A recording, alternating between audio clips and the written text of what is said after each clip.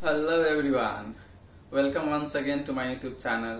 सो guys, आज हम लोग जो डिस्कस करने वाले हैं top 3 mid cap mutual fund पे। ठीक है, तो पिछला वीडियो था वो हमने लार्ज कैप पे डिस्कशन किया था, बेसिकली जो कंपैरिजन था, and then out of those 3 हमने एक जो बेस्ट था उसको सिलेक्ट किया था, कीपिंग इन माइंड जो भी सारे फैक्टर्स थे। ठीक है, सिमिलरली आज के इस वीडियो में हम लोग बात करेंगे टॉप थ्री म्यूचुअल फंड जिसमें हम लोग मतलब ईयर 2021 में इन्वेस्ट कर सकते हैं। तो सी टॉप 3 का मतलब ये नहीं है कि हम लोग तीनों में इन्वेस्ट करने के लिए मतलब बात करेंगे, हम लोग तीनों में से एक डिसाइड कर देंगे जो बेस्ट होगा। ठीक है गाइस, सो गाइस वीडियो में आगे बढ़ने से पहले आप लोगों से मैं रिक्वेस्ट करना चाहता हूं कि प्लीज इस वीडियो को अंत तक देख ले, ताकि मतलब जो भी पैरामीटर जो भी पॉइंट्स हम लोग डिस्कस करेंगे वो चीज आपको अच्छे से पता होना चाहिए।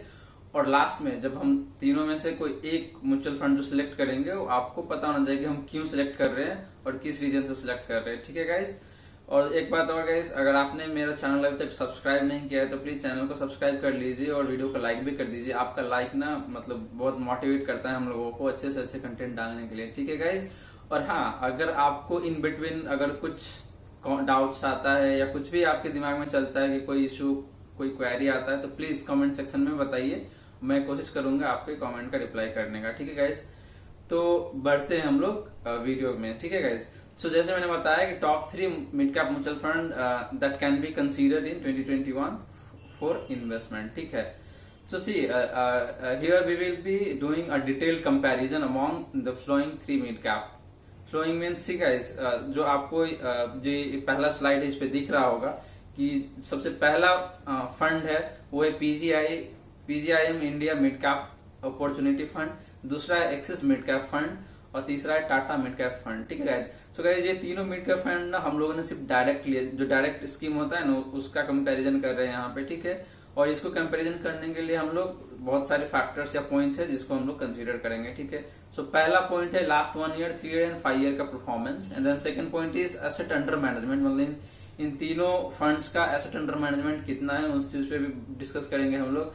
देन है हम लोग डिस्कस करेंगे स्टैंडर्ड डेविएशन या फिर बीटा। ठीक है, तो स्टैंडर्ड डेविएशन या बीटा जो है बेसिकली मतलब जो रिस्क इन्वॉल्व है इन तीनों फंड में उसको डिनोट करता है और हम उस पर बात करेंगे। ठीक है, next expense ratio, then portfolio allocation and then portfolio turnover. ठीक है, पोर्टफोलियो टर्नओवर का मतलब होता है कि ये जो भी म्यूचुअल फंड है जिन जिन शेयर में या जिन जिन कंपनी के शेयर्स में पैसे इन्वेस्ट करते हैं उस शेयर्स को कितने दिन तक अपने पोर्टफोलियो में होल्ड करके रखता है। ठीक है, तो हम लोग इस चीज पे बात करेंगे। ठीक है, सो गाइस चलते हैं नेक्स्ट स्लाइड में। ठीक है,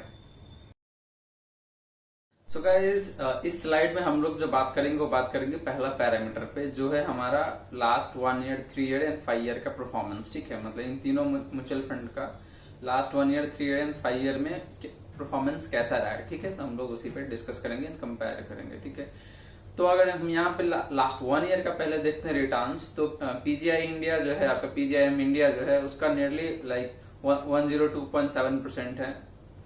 एक्सिस मिड कैप फंड का अगर हम देखते हैं तो 61.66% है, एंड टाटा मिड कैप का देखते हैं तो 67.05% है। ठीक है गाइस, तो लास्ट 1 ईयर में तो सबसे हाईएस्ट आपको यहाँ पे दिख रहा होगा आपका पीजीआईएम इंडिया है उसका। ठीक है, अब लास्ट 3 ईयर का परफॉर्मेंस कंपेयर करते हैं, तो लास्ट 3 ईयर में अगर पीजीआईएम इंडिया का देखें तो आपका 25.13 मतलब नियरली 25% का रिटर्न है।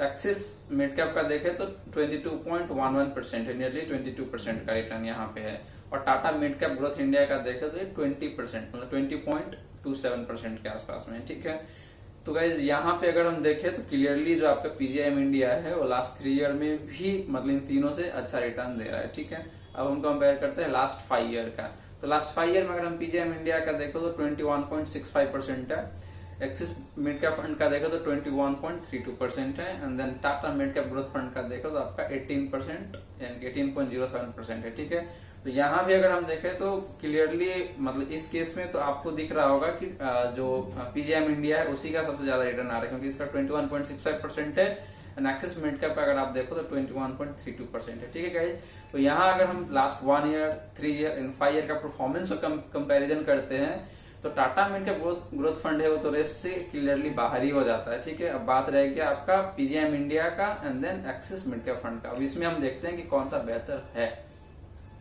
तो यहाँ भी अगर आप देखें तो आपका जो पीजीआईएम इंडिया है, मिड कैप फंड है, मिड कैप अपॉर्चुनिटी फंड है, यहाँ पे ये तीनों पैरामीटर में आपको देखा जाए तो इसको क्लियरली बीट कर रहा है। मतलब लास्ट 3 ईयर में देखेंगे तो आपका एक्सिस मिड कैप का थोड़ा ज्यादा है, बट अगर तीनों parameter like last 1 year, 3 year and 5 year को अगर आप ध्यान में रखते हैं तो एक आपका PGIM India mid cap opportunity fund है वो क्लियरली मतलब तीनों को बीट करता है यहाँ पे, चाहे वो एक्सिस मिड कैप फंड हो या फिर Tata mid cap growth fund हो। ठीक है, तो गाइज यहाँ पे मतलब इस कैटेगरी में लाइक इस पैरामीटर में जो है हमारा लास्ट 1 ईयर, 3 ईयर, 5 ईयर का परफॉर्मेंस यहाँ पे क्लियरली जो पीजीआईएम इंडिया है उसको मतलब हम लोग काइंड ऑफ मतलब ये विनर साबित होता है इस कैटेगरी में, मतलब इस पैरामीटर में। ठीक है, तो अब चलते हैं नेक्स्ट पैरामीटर में, नेक्स्ट स्लाइड पे।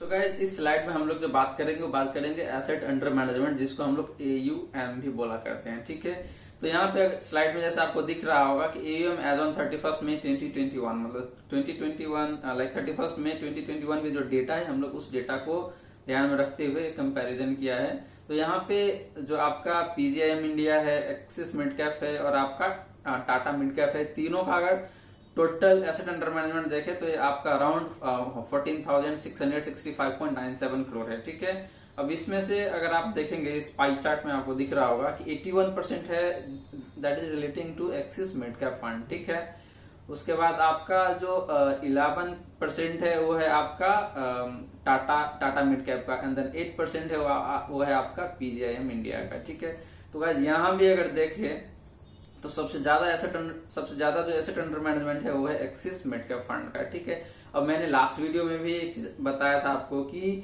जिस फंड का एसेट अंडर मैनेजमेंट जितना कम होता है उसमें ना हेडरूम मतलब ग्रो होने का हेडरूम ना उतना ज्यादा ही होता है। ठीक है, और जो ऑलरेडी जिसका AUM ज्यादा हो चुका होता है वहां पे हेडरूम कम होता है, ग्रो होने को वो भी होता है लेकिन हेडरूम कम होता है, ग्रो होने का रफ्तार कम हो सकता है वहां पे। लेकिन जिसका एसेट अंडर मैनेजमेंट कम है उसका मतलब ग्रो होने का रफ्तार भी ज्यादा हो सकता है और उसका और वो मतलब वॉल्यूम भी ज्यादा होता है, ग्रो होने का वॉल्यूम इन द सेंस कि हेडरूम ज्यादा होता है वहां पे। ठीक है, तो यहाँ पे अगर देखेंगे आप तो एक्सिस मिड कैप जो है 81% मतलब 81% ऑफ 14,665.97 करोड़ का। ठीक है, और जो सबसे कम एसेट अंडर मैनेजमेंट है वो है आपका पीजीआईएम इंडिया का। ठीक है गाइस, तो यहाँ पे जो हम लोग देखेंगे अगर तीनों का कंपैरिजन करते हैं on the basis of asset under management, then PGIM India is the clearly winner if you'll do the comparison on the basis of asset under management। ठीक है गाइस, तो यहाँ पे जो हम लोग का विनर बनता है या फिर कह लो कि यहाँ पे जो बेस्ट म्यूचुअल फंड जो बनता है मिड कैप का हम लोग का वो है आपका पीजीआईएम इंडिया। ठीक है, अब हम लोग चलते हैं नेक्स्ट स्लाइड में, बात करेंगे नेक्स्ट पैरामीटर का।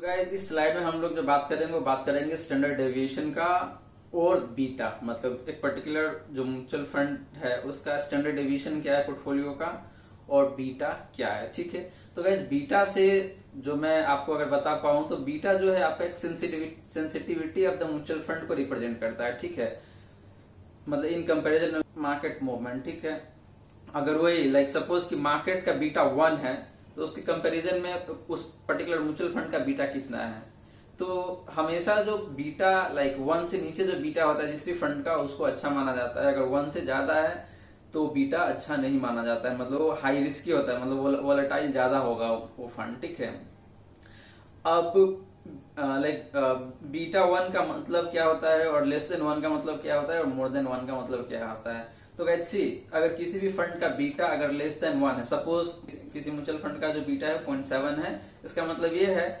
कि जो म्यूचुअल फंड अगर गिरता है या चढ़ता है तो मतलब अगर मार्केट मेरा 1 रुपए से बढ़ता है तो मेरा जो पोर्टफोलियो या फिर जो म्यूचुअल फंड है वो 70 पैसे से बढ़ेगा। ठीक है, अगर मार्केट गिरता है तो मार्केट 1 रुपए से गिरेगा तो मेरा जो पोर्टफोलियो या फिर मेरा जो म्यूचुअल फंड है वो 70 पैसे से ही गिरेगा। ठीक है, तो हमेशा जो जिस भी पोर्टफोलियो जिस भी म्यूचुअल फंड का जो बीटा कम होता है वो हमेशा अच्छा माना जाता है क्योंकि वो हाई वोलेटाइल नहीं होता है, रिस्की नहीं होता है। ठीक है, इससे होता क्या है कि आपको नहीं मतलब लाइक सेंस ऑफ रिलीफ आपके माइंड में होता है कि भाई चलो ज्यादा भाग मतलब उतार चढ़ाव नहीं हो रहा है मेरे पोर्टफोलियो में या फिर मेरे म्यूचुअल फंड में। ठीक है, सिमिलरली अगर हम लोग स्टैंडर्ड डेविएशन का बात करते हैं, ठीक है, तो स्टैंडर्ड डेविएशन क्या बोलता है कि स्टैंडर्ड डेविएशन वो पॉइंट है मतलब उतने से आपका जो रिटर्न्स है पोर्टफोलियो का या फिर म्यूचुअल फंड का, वो नीचे हो सकता है या फिर ऊपर हो सकता है। सपोज अगर हम एग्जांपल लेते हैं इस केस में, सपोज कि मेरा जो एवरेज रिटर्न है, एवरेज रिटर्न जो मार्केट का है वो आप मान के चलिए कि 15% है, ठीक है, और मेरा पोर्टफोलियो या फिर मेरे म्यूचुअल फंड का जो स्टैंडर्ड डेविएशन है वो 7% है। इसका मतलब क्या हुआ कि जो मेरा म्यूचुअल फंड जो गिरेगा या फिर चढ़ेगा, मतलब गिरेगा या फिर चढ़ेगा, वो 7% प्लस माइनस होगा, ठीक है। तो यहाँ पे अगर आप देखेंगे तो आपका जो रिटर्न का जो रेंज बन जाता है ना म्यूचुअल फंड का, वो बन जाएगा 8% टू 22%। अब ये कैसे आया, यहाँ पे सपोज जैसे हमने यहाँ पे एग्जांपल लिया है कि 15% मेरा एवरेज रिटर्न है, ठीक है, तो 15% पे अगर आप 7 माइनस करते हो तो 8 आ जाएगा, प्लस करते हो तो आपको 22 आ जाता है, ठीक है। तो वही बोलता है कि 15% प्लस माइनस 7% होगा, ठीक है। तो ये भी एक तरीके से मतलब रिस्क को डिनोट करता है, मतलब हमारा पोर्टफोलियो या फिर म्यूचुअल फंड कितना वॉलेटाइल है उसी चीज को रिप्रेजेंट करता है, ठीक है। वही लाइक कि अगर हम स्टैंडर्ड डेविएशन और बीटा की बात करते हैं तो यहाँ पे अगर हम लाइक जो भी तीनों फंड्स है हमारा उसमें कंपैरिजन करते हैं, तो जो हमारा PGIM India mid cap opportunity fund है उसका आप स्टैंडर्ड डेविएशन अगर देखोगे ना तो सबसे हाईएस्ट मिलेगा आपको, ठीक है। यहाँ पे अगर आप देखते हो इस स्लाइड में तो इसका स्टैंडर्ड डेविएशन आपको नियरली 20.5% के अराउंड आ रहा है, ठीक है। अगर वही हम कैटेगरी एवरेज देखें, मतलब इस मिड कैप जो हम लोग डिस्कस कर रहे हैं मिड कैप फंड के बारे में, इसका कैटेगरी एवरेज जो है वो अराउंड 16% है, ठीक है। उससे कंपेरिजन करें तो 4% 5% नियरली अबव है, ठीक है। मतलब तो यहाँ पे ये बहुत ज्यादा ही रिस्की है ऐसा प्रतीत हो रहा है देखने से, ठीक है। सिमिलरली अगर हम लोग एक्सिस मिड का फंड का अगर स्टैंडर्ड डिवीजन देखें तो 16.7% है यहाँ पे। ये भी हालांकि आपका जो कैटेगरी एवरेज है उससे ज्यादा ही है, ठीक है। कैटेगरी एवरेज हमारा 16.08 है और यहाँ पे 16.7% है, ठीक है। सिमिलरली अगर हम Tata mid cap growth fund का बात करते हैं तो यहाँ पे गाइस अगर आप देखेंगे तो ये नियरली 19.5% के आसपास में, ठीक है। ये भी हमारे कैटेगरी एवरेज से लगभग 3-3.5% ऊपर है, ठीक है। तो अगर हम स्टैंडर्ड डेविएशन की बात करें तो यहाँ पे सबसे कम जो आ रहा है स्टैंडर्ड डेविएशन वो आ रहा है मेरा एक्सिस मिड कैप फंड का, ठीक है। हालांकि वो भी थोड़ा कैटेगरी एवरेज है उससे ज्यादा ही है, लेकिन इस तीनों में अगर कंपैरिजन करते हैं तो एक्सिस मिड कैप फंड का थोड़ा कम है, ठीक है। अब हम लोग बात करेंगे बीटा का, ठीक है। तो अगर हम लोग कैटेगरी एवरेज का बीटा देखें तो 0.69 है यहाँ पे, अगर आप देख रहे होंगे तो इस स्लाइड में, ठीक है। अब बात करते हैं पीजीआईएम इंडिया का। पीजीआईएम इंडिया का अगर आप देखो तो नियरली 0.88 आपका बीटा है, जो कि क्लियरली आपके लाइक जो कैटेगरी एवरेज है उससे ज्यादा ही है। एक्सिस मिड कैप का देखते हैं तो 0.74 है, और सिमिलरली अगर आप Tata mid cap growth fund का देखते हैं तो 0.84 है। सो गाइस सी, हालांकि मतलब ये 1 से तीनों फंड का जो बीटा है वो कम है। हमेशा जो 1 से जो कम होता है वो अच्छा माना जाता है, बट अगर यहाँ पे आप कंपैरिजन करते हो तो एक्सिस मिड कैप फंड है उसका बीटा रिलेटिवली इन तीनों फंड से कम है, जो कि 0.74 है, ठीक है। तो हम यहाँ पे अगर स्टैंडर्ड डेविएशन और बीटा दोनों को साथ में रखते हुए अगर देखें तो गाइज आपका एक्सिस मिड का फंड है जो सबसे बेहतर दिख रहा है यहाँ पे, ठीक है। तो यहाँ पे जो विनर जो बनता है वो क्लियरली एक्सिस मिड का फंड है, ठीक है। अब हम लोग बढ़ते हैं नेक्स्ट स्लाइड में, नेक्स्ट पैरामीटर पे। सो गाइज हम लोग इस स्लाइड में जो बात करेंगे वो बात करेंगे एक्सपेंस रेशियो का, ठीक है। गाइज मैंने ऑलरेडी एक्सपेंस रेशियो क्या होता है, उसका पोर्टफोलियो एलोकेशन क्या होता है आपका, ठीक है, जो लास्ट 5 ईयर का परफॉर्मेंस क्या होता है, सारा कुछ मैंने ना लास्ट वीडियो में मैंने ऑलरेडी बता रखा है। तो प्लीज मैं लास्ट वीडियो का लिंक ना आई बटन में यहाँ पे डाल दूंगा या फिर डिस्क्रिप्शन में भी डाल दूंगा, प्लीज आप जाके वो देख लीजिए, आपको ये चीजें सारा समझ में आ जाएगा कि एक्सपेंस रेशियो क्या होता है, ठीक है गाइस। तो यहाँ पे हम लोग बात करेंगे एक्सपेंस रेशियो का। अब एक्सपेंस रेशियो यहाँ पे अगर आप देखेंगे तो कैटेगरी एवरेज जो है आपका 0.95 है, ठीक है। अब 0.95 के कंपैरिजन में बाकी 3 फंड है उसका एक्सपेंस रेशियो है वो कितना है, ठीक है। तो अगर हम यहाँ पे अगर देखें तो पीजीआईएम इंडिया जो मिड कैप अपॉर्चुनिटी फंड है उसका 0.41 दिख रहा होगा आपको, ठीक है। एक्सिस मिड का फंड है उसका आपको 0.52 दिख रहा होगा, एंड देन आपका Tata mid cap growth fund जो है उसका 1.12% है। सो गाइस अगर हम यहाँ पे तीनों फंड को कंपैरिजन करते हैं कैटेगरी एवरेज से तो आपका जो पीजीआईएम इंडिया है उसका सबसे बेस्ट एक्सपेंस रेशियो है, ठीक है। एक्सपेंस रेशियो जितना कम होता है वो आपके लिए उतना ही अच्छा होता है, क्योंकि एक्सपेंस रेशियो अल्टीमेटली आपको ना म्यूचुअल फंड कंपनी जो होता है जो आपका फंड मैनेज करता है उसको देना पड़ता है, ठीक है। तो ये जितना कम हो आपके लिए अच्छा है, क्योंकि आपके पॉकेट में उतना बर्डन नहीं पड़ेगा उसका, ठीक है। तो ये बचेगा आपसे आपको। तो इसीलिए यहाँ पे अगर हम देखें तो PGIM India mid cap opportunity fund है उसका सबसे कम है जो कि 0.41% है। ठीक है, तो यहाँ पे गाइस क्लियरली जो विनर है इस कैटेगरी में वो है आपका पीजीआईएम इंडिया, जो कि हम लोग यहाँ पे इसको मतलब सिलेक्ट करके चलेंगे। ठीक है, अब चलते हैं हम लोग नेक्स्ट स्लाइड में, नेक्स्ट पैरामीटर पे। सो गाइस इस स्लाइड में हम लोग जो डिस्कस करेंगे वो पोर्टफोलियो एलोकेशन के बारे में होगा। पोर्टफोलियो एलोकेशन होता क्या है और किन किन एसेट क्लास में पैसे लगाया जाता है म्यूचुअल फंड द्वारा, ये मैंने ना लास्ट वीडियो में ऑलरेडी बता रखा है, तो उसका लिंक ना डिस्क्रिप्शन में डाल दूंगा या फिर आई बटन में भी आपको दिख जाएगा, तो प्लीज जाके आप वो वीडियो को देख लीजिए, आपको अच्छे से समझ में आ जाएगा। ठीक है, तो गाइस हम यहाँ पे बात कर रहे हैं पोर्टफोलियो एलोकेशन का। ठीक है, तो यहाँ पे चलो मैं बता ही देता हूँ आपको थोड़ा शॉर्ट में कि पोर्टफोलियो एलोकेशन होता क्या है। तो सी अगर आपके पास 1000 रुपीज है, ठीक है, या फिर 5000 है या फिर 50,000, मतलब आपके पास जो भी कैपिटल है सपोज, उसको आप कौन कौन से एसेट क्लास में इन्वेस्ट करोगे। ठीक है, तो वही होता है पोर्टफोलियो एलोकेशन, मतलब आपका जो टोटल फंड है आपके पास उसको कौन कौन से एसेट क्लास में अलोकेट करोगे आप। ठीक है, that is called portfolio allocation. ठीक है, सो गाइज यहाँ पे अगर हम लोग देखेंगे जैसे आपको स्लाइड में दिख रहा होगा कि जो PGIM India mid cap opportunity fund है, ये अपना टोटल फंड का 97%, नियरली 97% है जो इक्विटी में अलोकेट करता है, मतलब इक्विटी में इन्वेस्ट करता है। अगर सिमिलरली हम एक्सिस मिड कैप फंड का देखें तो ये लगभग आपका 93.85% है जो इक्विटी में इन्वेस्ट करता है। और Tata mid cap growth fund जो है आपका, ये ऑलमोस्ट 98.5%, मतलब 98.45% है जो इक्विटी में इन्वेस्ट करता है। ठीक है, अगर हम डेट्स का बात करते हैं तो जो पीजीआईएम इंडिया है आपका 2.52%, नियरली 2.5% जो है ये डेट्स में पैसे इन्वेस्ट करता है। एक्सिस मिड कैप फंड का देखें तो गाइस ये नियरली 6.23% है, मतलब ऑलमोस्ट 6.25 के अराउंड है जो कि ये आपका डेट में इन्वेस्ट करता है। और जब हम बात करते हैं Tata mid cap growth fund का, तो ये तो डेट्स में जीरो, मतलब पैसे ही नहीं डालता है। तो ऑलमोस्ट देखा जाए तो इसका ऑलमोस्ट सारे ही पैसे इक्विटी में ही डालता है। अगर आप देखेंगे तो 1.52% है जो अदर एसेट क्लास में ज्यादा है, वो हो सकता है कैश कॉल हो या फिर कुछ भी हो सकता है, मतलब गोल्ड हो सकता है, कुछ भी कमोडिटी वगैरह हो सकता है। ठीक है, सिमिलरली अगर हम अदर कैटेगरी का बात करें तो हम पीजीआईएम में देखें तो गैस पीजीआईएम इंडिया जो है वो आपका 0.45% अदर एसेट क्लास में इन्वेस्ट करता है।